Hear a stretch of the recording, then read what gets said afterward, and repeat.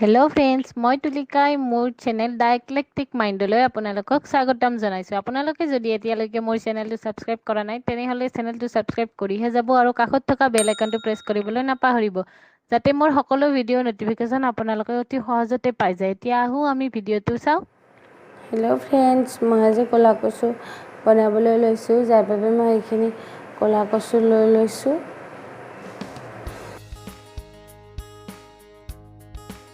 একদম healthy recipe এটা বনাবলৈ লৈছোঁ, এইটো হ'ল কচুৰ ঠাৰি ভাজি।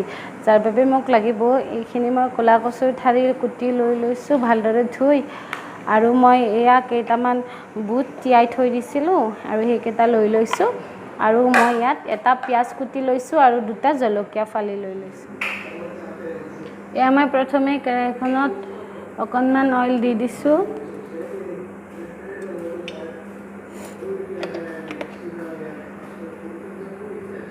আৰু অইলখিনি গৰম হোৱাৰ পিছত মই ইয়াত পিঁয়াজ দি দিছোঁ।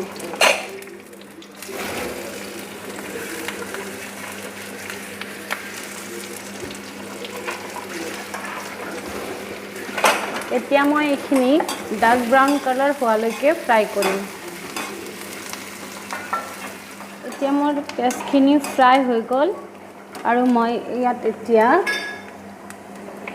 কেঁচা জলকীয়া আৰু বুটকেইটা দি দিছোঁ।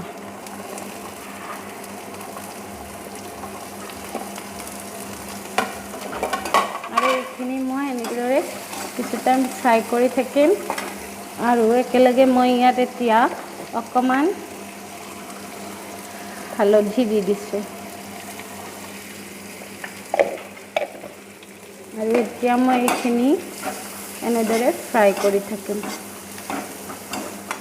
এতিয়া মোৰ এইখিনি ফ্ৰাই হৈ গ'ল আৰু এইখিনি একেবাৰে ডাৰ্ক কালাৰ হৈ গৈছে। মই ইয়াত কচুখিনি দি দিম।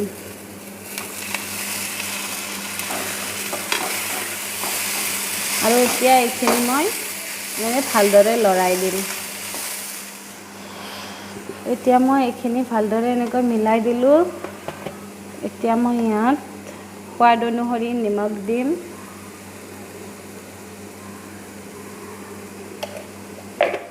আৰু এইখিনি ভালদৰে মিক্স কৰি দিম।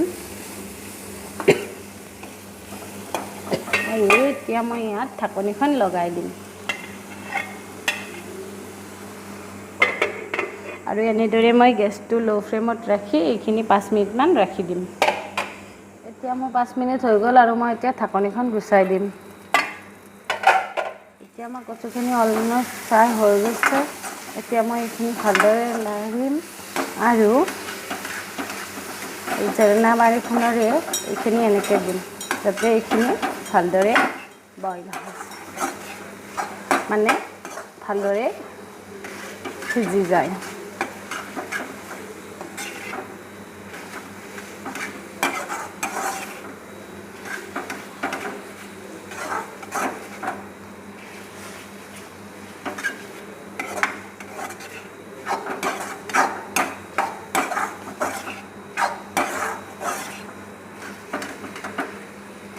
এতিয়া মই আকৌ এইখিনি ঢাকনি দি 2 মিনিটমানৰ বাবে ৰাখি দিম। এতিয়া মই আকৌ ঢাকনিখন গুচাই চাম। এতিয়া আপোনালোকে দেখিবলৈ পাইছে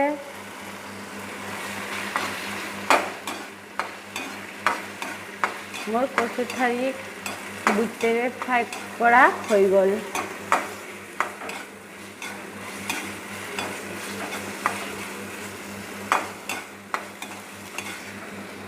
আপোনালোকে দেখিছে, এতিয়া আপোনালোকে দেখিবলৈ পাইছে মোৰ কচু আৰু বুটৰ ভাজিখন হৈ গৈছে। আৰু আপোনালোকৰ যদি মোৰ এই ৰেচিপিটো ভাল লাগিছে তেনেহ'লে ভিডিঅ'টো লাইক কৰিব আৰু মোৰ চেনেলটো ছাবস্ক্ৰাইব কৰিব আৰু কাষত থকা বেল আইকনটো প্ৰেছ কৰিবলৈ নাপাহৰিব। Thank U.